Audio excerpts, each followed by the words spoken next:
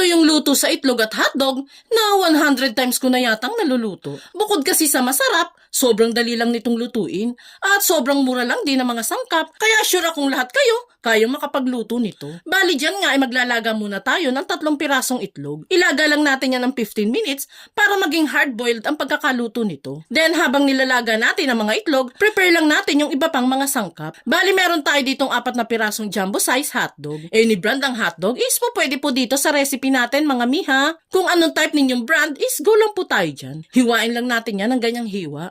Then sunod na natin itong white onion. Pwede naman po dito yung pulang sibuyas mga mi. Mas nasasarapan lang po kasi ako kapag white onion ang gagamitin. Hihiwain lang natin yan and last na natin ipe-prepare itong siling berde. Optional lang naman ang paglalagay nito mga mi. Baka kasi maanghangan yung mga chikiting ninyo kapag naglagay kayo ng sili. Pero kung adult naman po ang kakain, lagyan nyo na lamang po nito. Kapag okay na lahat, check naman natin yung nilaga nating itlog. Natapos na nga yung 15 minutes natin ng pagpapakulo.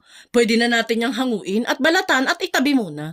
Proceed na tayo sa pagluluto. Magpapainit lang ako ng mantika sa kawali, then saka ilagay ang nahiwang hotdog dito. Ipa-pan fry lang po muna natin yan ng ilang minuto. At habang niluluto ang mga hotdog, i-mega shoutout ko lang po muna itong mga solid viewers natin na lagi nakasuporta sa atin. Ito ay sila Sir Danilo Cabrera ng Davao, Ma'am Estelita Tamayo na hindi nilagay kung saan siya nakatira, Ma'am Glessy Alvarez ng Cavite, at si Ma'am Norma de la Cruz ng Bulacan. Salamat po sa walang sawang pagsuporta mga ma'am and sir. And makalipas nga ang 3 minutes ng pagpa-fan fry sa mga hotdog, pwede na natin yung hanguin at itabi saglit. Then saka tayo maglalagay ng konting margarine sa kawali.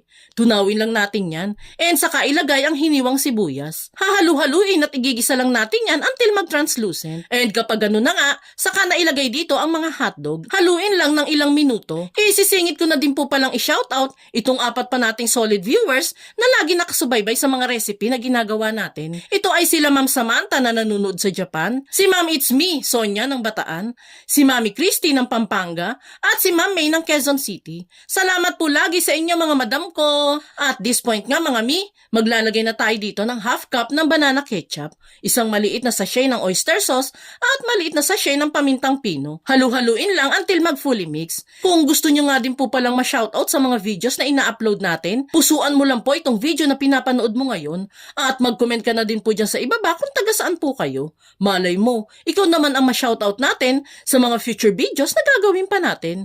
Thank you po palagi! Bali, nag-add na pala ako dito sa niluluto natin ng konti lang na tubig para naman hindi maging dry itong dish natin. At this point mga mi, pwede na nating ilagay yung nilagang itlog at itong siling green. Haluin pa natin yan for last 2 minutes. And ready to serve na itong napakasimple pero ubod ng sarap na luto sa hotdog at itlog. Sa mga mahihilig mag-inom dyan, perfect na perfect din itong pampulutan. Kaya itag mo na mga friends and loved ones mong mahilig sa hotdog at itlog at subukan nyo na din magluto nito.